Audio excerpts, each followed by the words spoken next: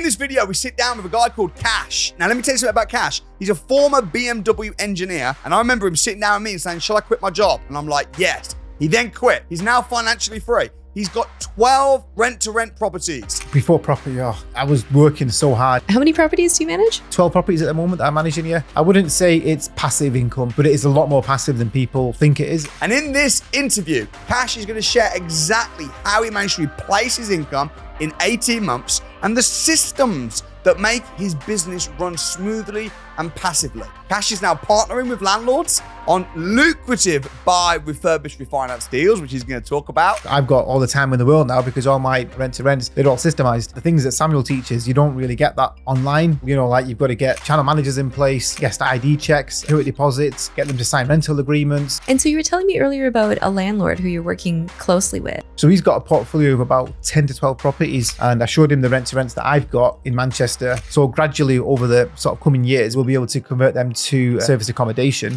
And we're also going to dive into mindset. He was holding himself back, but he freed himself, and he'll explain how. Time management, how to scale your business without burning out, and the role that the Samuel Leeds Academy played in his success. So you're really going to enjoy this one. Take good notes, sit back, get some popcorn, and make sure you subscribe so you don't miss any future property success stories. Enjoy. And if it wasn't for systemization, what Samuel's taught me, I wouldn't have been able to manage 12 properties. Going from like working for these big companies to working for yourself, what has been the biggest transitions that you've had to learn? Taking some time out and actually planning for the next week and the next month is a lot more effective. And you have to kind of like make sure that you're disciplined. If I've not got the mindset and the target and the goals there set, very easy to sort of become lazy. A lot of people are brainwashed in society to think that there's only one way of doing it. There is another way to achieve success in this world. Hello and welcome to Samuel Leeds Success Stories. I am your host, Patricia Masuda, and today I'm sitting with my good friend, Kash Javid. Welcome, Kash. Hello, are you okay? Hello, good. I remember when I came to your inner circle in Manchester, you were the first leader there. And you were around the corner wolfing down your McDonald's because you ran from this place to that place and you were getting everything set up for your inner circle. So it's really fun to like sit down and have a break and talk about your story. So why don't we start with before you joined the academy? Does that sound like a good place? Yeah, of course. Right. Yeah. What you mentioned just there was actually quite funny because that's when I was still working full time. And I was literally finishing work 5:30. Running to Sainsbury's, getting a quick sandwich, or even McDonald's, getting a quick McDonald's, and then getting changed before going to the holiday inn where we're having the networking, and then quickly running the actual networking event where all the members of the academy were coming. But going back to when I first joined the academy, the person that actually introduced me to the academy was one of my closest friends from primary school. Called Adib. He's still my friend till today. Nice. He was getting into property, doing a bit of rent to rent. And I asked him the question, like, you know, what is it all about? And he kind of explained it to me. And he was like, you can control properties instead of actually owning them. And that really kind of opened up a completely different world to me. Right. Because I was at a point with me and my wife, and we'd saved up a bunch of money. And our next step was to actually buy a house and then rent it out as you would do in the property market. Right. Do like a traditional buy to let. Yep.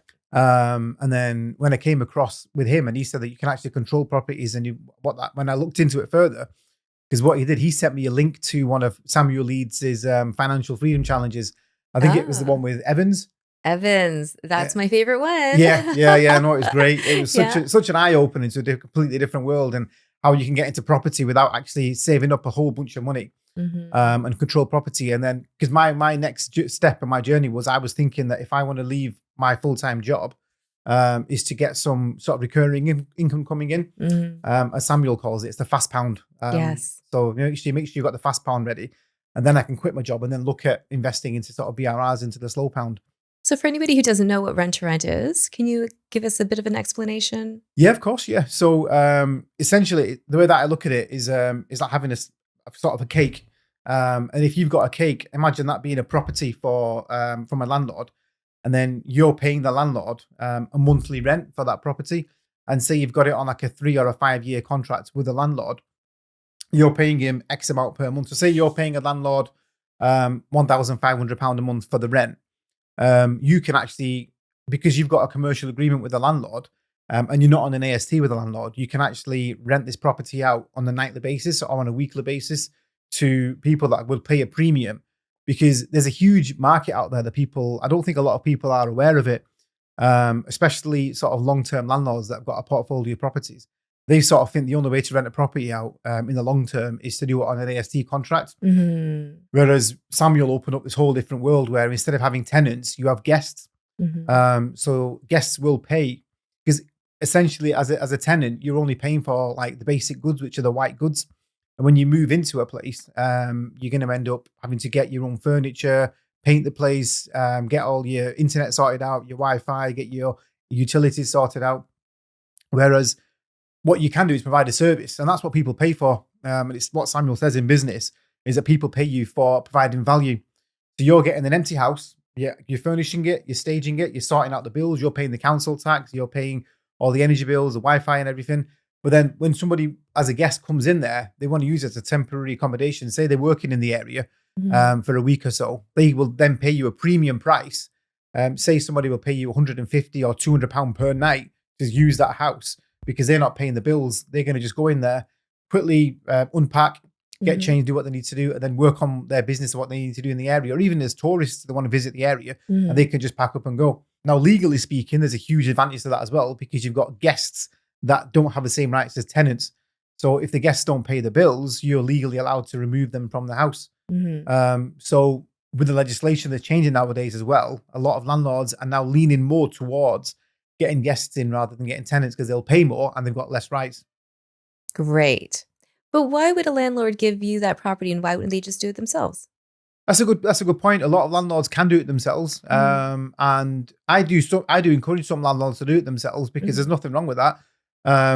It is down to your training as well, because once you're trained up on it and you know how to do it properly, because there's a lot of people that don't do it properly, I think. A lot of people do shortcuts.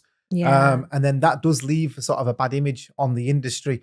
And a lot of landlords have been hit by sort of bad examples. And sometimes when you mention company let to a landlord, or even to like a letting agency, they've got like a big red flag and they're like, no, we don't want to go near it. And when you sort of delve in and you ask them the reasons why, it's usually because of a bad experience. And again, I think that's down to training. And I think a lot of people watch a couple of videos on YouTube or even some content online, and they think they know how to do it. And they come across problems like the things that Samuel teaches. You don't really get that online. The stuff that you teach when you join the academy. Yeah. For example, like you've got to get like channel managers in place, guest ID checks, security deposits, get them to sign rental agreements. And there's Which a whole channel manager do you use? I use Uplisting. Okay. Yeah. They do charge a bit more to begin with, but then if you've got a few, it works out kind of okay. And I think their sort of customer service is phenomenal. When you get in touch with them, if you've got any issues, they'll just jump on it straight away. And what were you doing before property? So before property, I've been working. Does it feel like a lifetime ago? Yeah. I know, mine too. Yeah. But I mean, it's a lifetime that's like, it's honestly, I was working so hard, tirelessly. Like my work ethic is just through the roof, and it always has been in everything that I do. I always just get very passionate in what I do. So if someone gives me a task to do, I will do it to the best of my ability. I won't cut corners, and I make sure that it's completed thoroughly. When I started off at Pizza Hut at the age of 16, working part-time, went into full-time when I was 18. And I ended up being a manager there while I was at university full-time. So I was at university doing a degree in accounting and finance and working 40 hours a week at Pizza Hut, which was just like, for me, it was kind of okay. But other people saw it and they were like, you're just mad doing all this. It's, how would you get the hours? We're Asian. We're used to it. Yeah. So yeah, I left that and then I went on to doing sales, door-to-door sales, doing energy sales. And that was on like zero basic. So if you don't get any sales, you don't get paid anything. And I was doing that for almost a year. And that was... Did you do well? Yeah, well, I mean, I was there for a year and the only way you get paid is if you make a sale. Right. But that taught me a huge amount in sales. Yeah, I bet. Yeah, body language, communication, your tone of your voice. I mean, your body language, your tone of voice is more important than actually what you're saying, the words that are coming out your mouth. Interesting. Yeah. So I'd like knock on doors and I'd have people swearing at me and slamming the doors in my face. And then I'd go to the next door and you've got to like just switch off from that and just be full on attention and be smiling and grab their attention. So yeah, that was pretty challenging. But to be honest, if I didn't do that, I wouldn't be where I'm at right now because that taught me so much with sales. I went from there to doing recruiting, and then went into HR, but ended up going into being an engineer at BMW. It was quite a technical engineer, so I was working on like vehicle damage assessing. So if a car's been involved in an accident, I've got to work out the technical sort of background on how to repair the car in a specific manner to make sure that it falls in line with the repair methodology set by BMW. I don't want to bore you too much. Not boring at all. Yeah, but like cars nowadays is so advanced. You've got aluminium bodies, you've got carbon fiber bodies, you've got high voltage cars nowadays, you've got airbags that are being deployed. And if you don't follow the repair methodology correctly and the car is involved in another accident and it doesn't perform in the way that it should do, you're liable. And the onus was on me as the engineer behind it and making sure that the cars are being repaired correctly. So it was quite a stressful job, and I was there for just over 10 years. I was there for. Wow. Yeah, working full time. Great. Okay. And now you're in property and life's great and easy? Yeah. Far from it. But to be honest now, I mean, I had passion when I was working there. Now it seems like as if I'm really I'm focused on what I'm doing. And that's what the academy, I think, really gives you. It gives you that focus. And it helps you sort of propel in the right direction. And I think a lot of people miss this with the academy. I think that a lot of people are already in property and they think that they don't need the academy because the way that I look at it is whichever sort of position you're in the journey of property, it's always going to be beneficial to you. It can't not be beneficial. Right. Because whether you're starting off with zero and you've got no savings, or whether you've got to save 10, 15, 20,000 pounds in the bank, or whether you're a portfolio landlord, there's always something that someone else has done. And with the academy, there's so many mentors and they're all millionaires and they all know what they're doing. Yeah. And there's always something that someone can give you, a little tweak that someone can give you that can just shoot you in the right direction. For sure. Yeah. And I think a lot of people miss that, to be honest. And the environment, right? You've got all of that support. Yeah, that's what I mean. All the people. Yeah. Yeah, you got the members now that Samuel's got the new app out as well on the academy with the Samuel Social. Yeah, it's phenomenal. It's like WhatsApp, but just for academy members. Yeah. And I mean, the great thing with that is that every single person that's in there is on the academy. Yeah. So every single person is invested. Yeah. No one's time wasting. No one's trying to just lure you on down a path, and everyone's educated. They all know how the industry works. They all know how each strategy works. So everybody's just adding value and trying to help each other out, and everyone's trying to make everyone else successful. Yeah, exactly. So from going from like working for these big companies to working for yourself, what has been the biggest transitions that you've had to learn? That's a very, very good question, honestly, because to be honest with you, it's been challenging because when you're working for somebody else, you've got somebody over your head and trying to tell you. I've been like that since I was 16. There's someone saying, right, you know, that pizza needs doing, or this needs doing, or that needs doing, this estimate needs doing on this car needs assessing. There's always somebody over my head. Now I've not got that somebody apart from the mentors on the academy. So now I'm kind of having to manage myself. And I think that's probably one of the challenges that I've got is time management. So what I found is that taking some time out one day a week and actually planning for the next week and the next month seems like as if you're taking one step back because you're not doing the tasks that you need to do. However, when you've done it a few times, you realize that actually taking that time out and planning is a lot more effective. And you have to kind of like make sure that you're disciplined. And I've heard this a lot nowadays is that, you know, motivation is kind of temporary and discipline is more permanent, because being motivated for a small amount of time will be gone and that'll sort of burn out. Whereas if you're disciplined and you make sure that you've got a plan and a goal and a target set, you will achieve a lot more, be a lot more effective. How important is mindset? Oh, massive. Yeah, massive. Because like I said, mindset for me personally, I can only talk my own personal experience, and mindset for me, if I've not got the mindset and the target and the goals there set going ahead, it's very easy to sort of become lazy. And sometimes I wake up and I'm not waking up as early as I used to because I don't need to be honest. Before I used to be waking up at like 6 a.m. Every single day because I'd be to be at work at 7:30 or 7:15 or 7:45 around that sort of time in the morning. Now I can wake up a little bit earlier, but it's very easy to become lazy and a lot more relaxed. Whereas that's if you've not got the mindset. But if you've got the mindset and you're focused and you know I need to achieve X, Y, and Z, and you've got the goals set, because now it's more about my family now. I've got 2 kids, which I'm a world. My wife is absolutely amazing. She supports me in everything that I do. And to be honest, if it wasn't for her, I probably wouldn't have joined the academy. To be honest, because she really, really pushed me. She's an absolute diamond. honestly, because when we watched the Financial Freedom Challenge, we watched it together, me and my wife. Yeah. And she was like on the edge of her seat, like just like, wow, this is phenomenal. You've got to get involved in this. How do we do it? And then I met her on the website and I signed up for the crash course and I booked her a place on the crash course. And we were both sat together on the front row on the crash course in November 2023, I think it was. And she was just like, just sign up, get up what you're doing. And then Sam was like, right, whoever wants to sign up, go to the back of the room. And then I just ran to the back of the room, signed up straight away. Yeah. And she's been just pushing me on and pushing me on and pushing me on all the way through. And she's been so passionate. And to have somebody behind you that really believes in you really does help, honestly. And that really helps your mindset. Because if she was the opposite and sort of always sort of doubting what I was doing, I would doubt myself, I think. I don't think I'm that strong myself without her. Oh. And she's really the foundation behind everything that I've done. Well, great. Is she going to join the academy?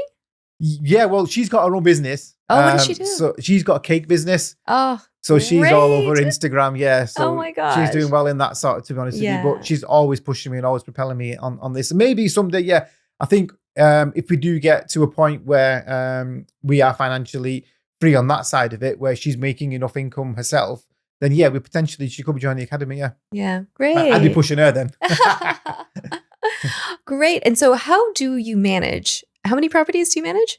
So at the minute, there's 12 properties at the moment that I'm managing, yeah. Well, how do you do that? I had like 2 and I was like pulling up my hair. It's rent to rent it's not, I wouldn't say it's passive income, but it is a lot more passive than people think it is, as long as you've got it systemized. Tell us about systemization then, because I think you've hit it right on the button there. Yeah, to be honest with you, systemizing is all about, that's how you sort of scale. And if it wasn't for systemization, what Samuel's taught me on the training, I wouldn't be able to manage 12 properties, because my way of doing it is just to be controlling every single thing and sending messages to every single guest about every single part of it. Whereas having these systems in place through using a channel manager, having cleaners set up in place, having a power team involved, having a maintenance person involved, it just saves so much time, because I don't really need to visit the properties that I'm controlling. I've got cleaners that are going in there. And I tell them, you're my eyes and my ears, and I'm trusting you with what you're doing when you're going to the properties. So they will go to the house, they'll report if there's anything missing, anything stolen, anything broken. Touch wood, nothing's really happened to that extent. But because we've got systems in place, it does prevent that. For example, we've got a security deposit in place, which stops, which adds a little bit of security for guests. Yeah. But we've not really had any issues, to be honest with you. So systemizing it, if we hadn't systemized that, would have been able to scale the way that I have scaled. All right, great. So in your experience then, managing all these different properties and going through the processes, learning everything, any mistakes that sort of jump out that you wish never happened? To be honest, with managing the properties, I really do follow everything to the T that Samuel teaches. So on that side of it, I mean, there's a couple of guests here and there, but it's nothing really trivial. But one major mistake that I have kind of made was when I did leave work, I didn't really take time and appreciate and celebrate that I've actually achieved a milestone.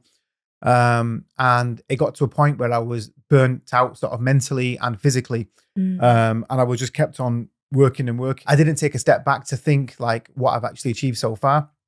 So actually, my wife one day said to me that, people would love to be in the position that we're in right now. And when she said them words, it really hit home. And I thought, it's true, because like we're actually financially free. I'm not working as I have been, because I've been used to working with somebody for so many years, and it's difficult to sort of comprehend in just words. But when you're working with somebody for so many years and you're under that stress and getting to work on time and making sure that all the tasks are fulfilled throughout your job. And then when you get to a stage where you're not, for me, I was still in that mentality that I'm working for somebody when I wasn't, and I didn't take the time out to appreciate that. And then when I took a step back and looked at it with an aerial view and took a huge breath, it was like, wow, I have actually achieved something here. And so what kind of values do you want to pass on to your children then, being an entrepreneur?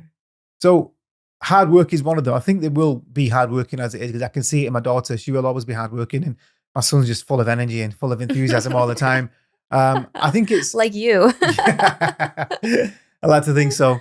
But I think it's more to do with like not just being a sheep on following what everyone's doing, because I think a lot of people are brainwashed in society to think that there's only one way of doing it. And I've got one particular family member that I'm trying to kind of brainwash, and I'm kind of explaining to them that, look, there is another way of doing it. But it's difficult because when you're focused on one thing and everyone's telling you this is the only way to do it, and you're taught that from as a child in school. Yeah, from everybody. Everybody says it to you. Yeah, put your hand up in class. Make sure you stay in line. Yeah.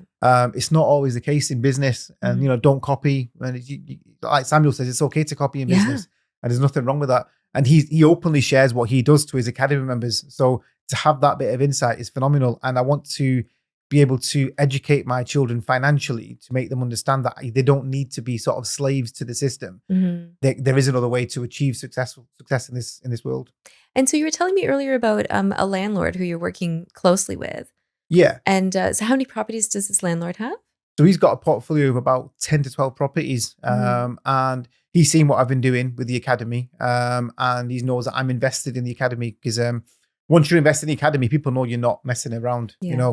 You are fully invested in it. I've done the training and I showed him the rent-to-rents that I've got in Manchester. One's in Old Trafford and I've got another one in Manchester as well. They're doing pretty well. So I've got some long-term guests in there. They're doing pretty well. And then because he saw that I was invested, he said, well, I've got some buy-to-lets. Now he's in a position now where he's got all his houses are tenanted and he's got AST contracts in place. But when he gets the houses back, when the tenants leave, they're always in a mess. And he's forever maintaining them and sort of refurbishing them again, repainting it and everything. And I've said to him that, look, you don't need to do that because when you have guests in there, because his thought is, I think a lot of landlords are similar to what he's thinking is when you turn over from one person to the next, say from one tenant to another tenant, you've always got this maintenance to go around. But what I'm trying to explain to him is that that's only on the long-term guests because all the long-term tenants, even because they've been there for like so many years or so many months. Whereas if you've got guests, they are turning around a lot quicker, but you're also inspecting the property a lot quicker. Or if you're not, your cleaners are going in there and they're cleaning the property and they're maintaining it. And when I've shown him the pictures that my cleaner sent me, his kind of mentality changed. He was like, oh yeah, that's a much better way of doing it. And you also make a lot more profit and you've also got less rights for the guests. Right. So for him, it's a no-brainer. And for most landlords, it is a no-brainer as long as you're doing it properly. Right. I feel like the reason that landlords say no is because they don't really understand the benefits because it's all benefits, right? I totally agree. And that's how, if landlords do logically listen to what you're saying and the reasoning behind it, it does make logical sense to go down the route of getting a company let in place because it minimizes your liability, it maximizes your profit. So as his tenants move out, he's going to then hand them over to you. Yeah. So there is two. There's two that come available now. So I was actually there yesterday and the day before, just cleaning the place out, getting rid of some of the belongings from the tenant. So I've got. It looks like I should be done with that in a couple of weeks. There's some painting and furnishing to do at the place. Yeah. Great. Okay. And then what else is going to happen with this landlord? Anything else? Yeah. So at the minute, because the house is tenanted, we're taking it slowly. So gradually over the sort of coming years, once the tenants do decide to move out, we will be able to convert them to service accommodation. As well as that, we're looking at doing BRRR together as well. So he'll be investing into some BRRs, buying some houses, refurbishing, and then, as you know, refinancing them, pulling money back out and then going again. And you'd partner up for something like that? Yeah, of course, yeah. Because I've got all the time in the world now because all my places that I'm sort of controlling, my rent-to-rents, they're all systemized. Yeah. I'm not working full-time anymore, so I've got the time to put the energy into it. And that's business for you, isn't it? As long as you're both benefiting at the end of it. Sometimes some people are cash rich and time poor. And some people are time rich and cash poor. Right. So as long as you can meet in the middle and you can both benefit from it. Well, that's it. Exactly, right? Like the JV only works if everybody wins. Yeah, exactly. Yeah. Mm-hmm. Great. And so you're an inner circle leader for Manchester. We were just chatting about that at the beginning. And what was that like stepping in to Manchester? I mean, did you have sort of leadership in your DNA anyways? Kind of, yeah. Because when I'm going back to when I was doing the door-to-door working, I built a team of about 15 people. Oh, wow. That I was a leader of, yeah. And I recruited each person one by one. Okay. But yeah, I mean, I love being a leader at the inner circle. It's great because it's when I used to go on the training courses with Samuel, it was great. But a lot of the people that you meet, they're either from like Birmingham. A lot of people are from Birmingham on the academy. Yeah. And a lot of people are from London and all around the UK, which is great.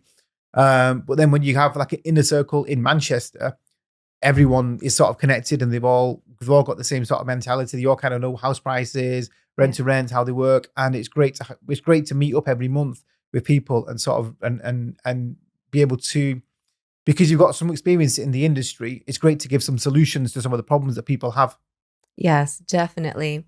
And so what would you do with new people that show up for the first time? Is there initiation, or do you get, how does somebody who's brand new get to know other people in the academy at these inner circles? Oh, it's dead easy. Yeah. Because, like I said, everyone's just invested. So everybody is so open and honest with everything that they're doing.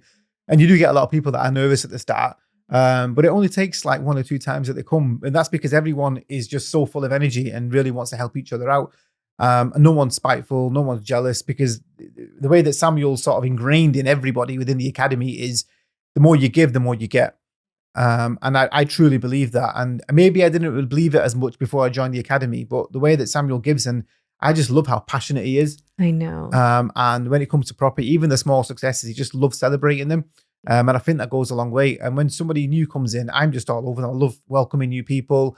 And some people have actually come that were on other academies. I won't mention names, and then they've come to ours and they're like, it's just a different world altogether. Everyone's just so invested. Yeah, I know. It's so true. And that's actually one of the things that I love so much about the academy is how nice everyone is, like right from the top, right? Yeah, exactly. So it's a lot of fun. Yeah. And so are you going to the graduation?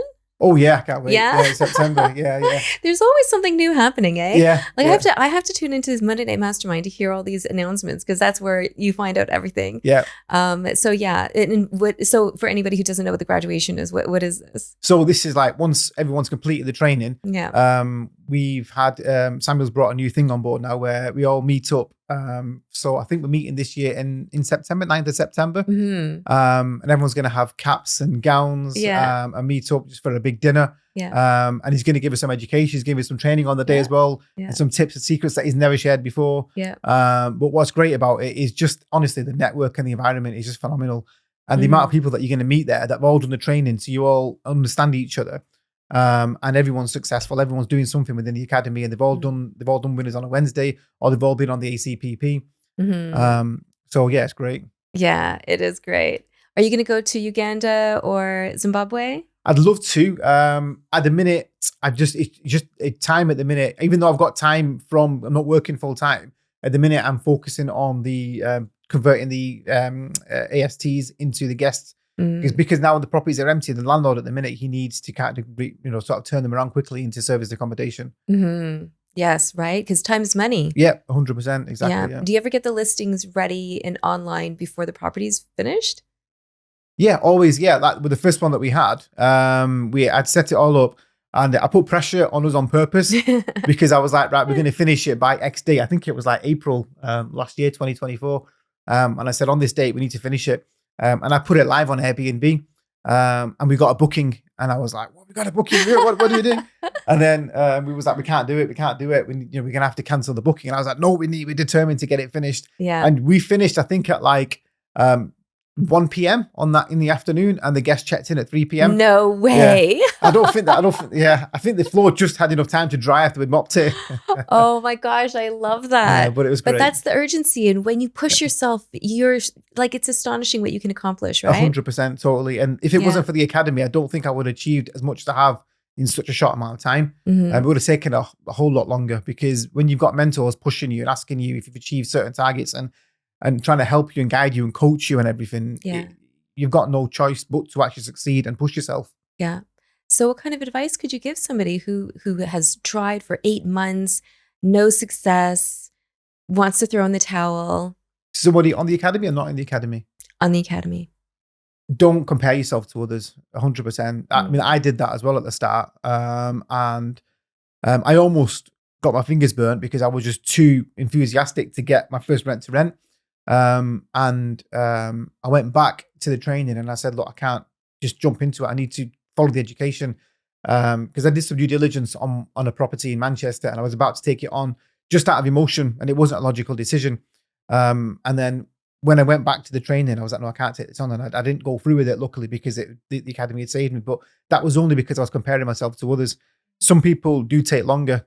For me, it took 18 months to actually quit my job. And it could have been a lot quicker. If I was comparing myself to others, maybe I would have burnt my fingers a lot more. But don't compare yourself.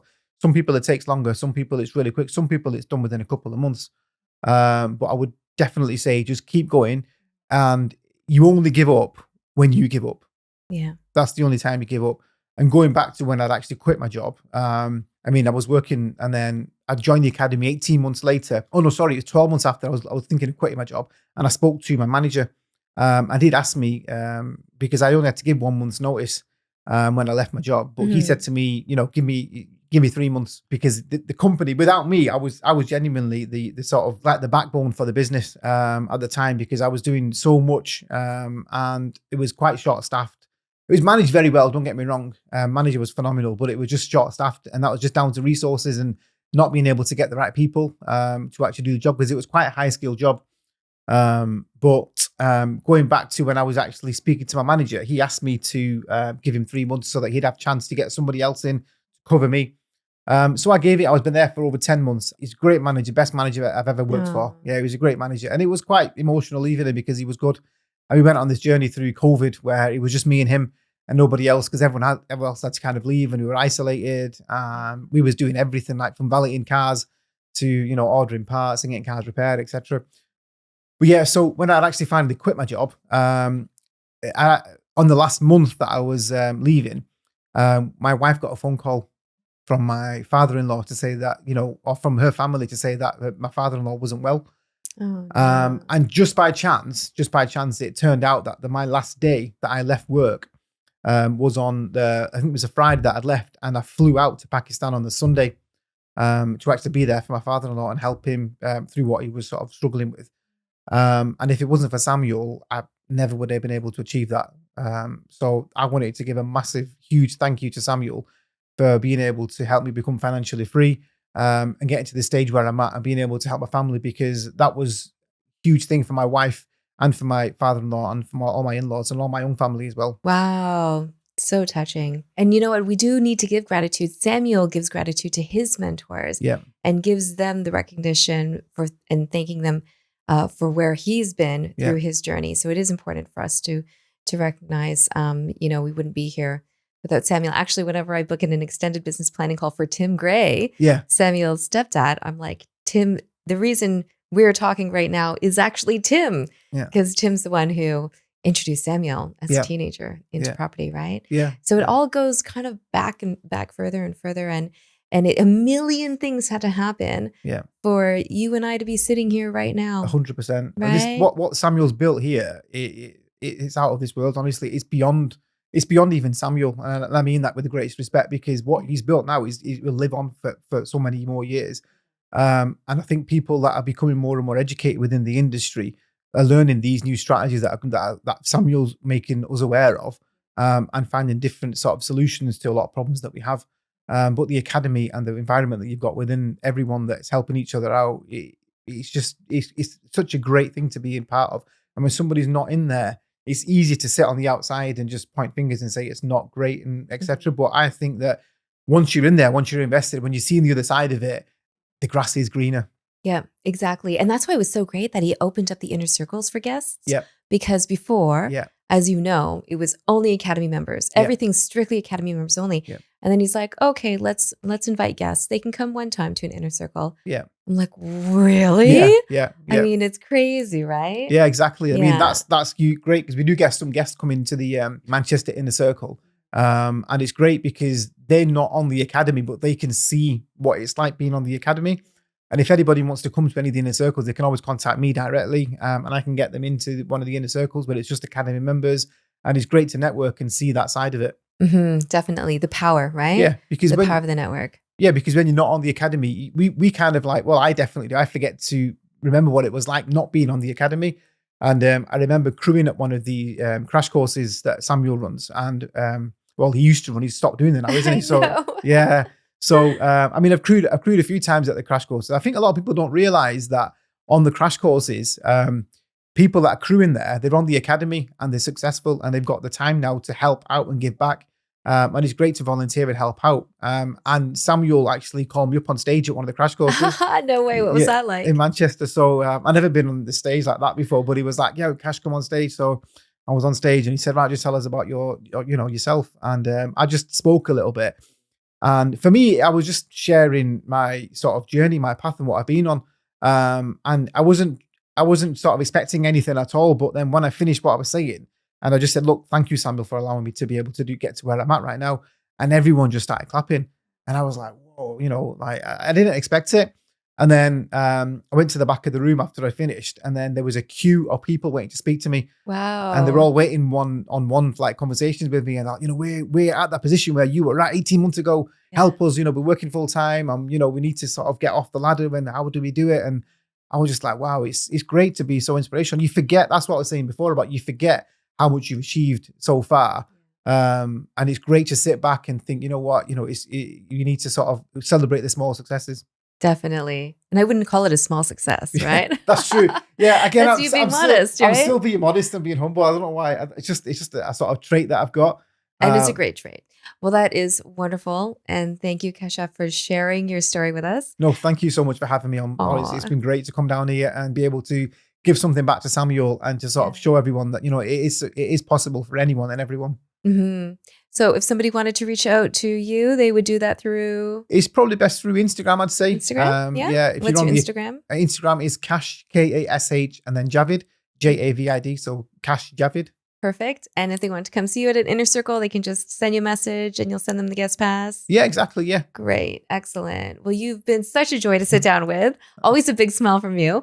And so thank you so much. And for all of your contribution and support for all of the Academy members. Honestly, it's, Samuel's one person. So we're kind of his little army that's here to serve, right? The Academy. So you've been amazing. And thanks again for sharing, and I'll see you later. Yeah. Yeah. Thank you very much for having me. Yeah. Thank you.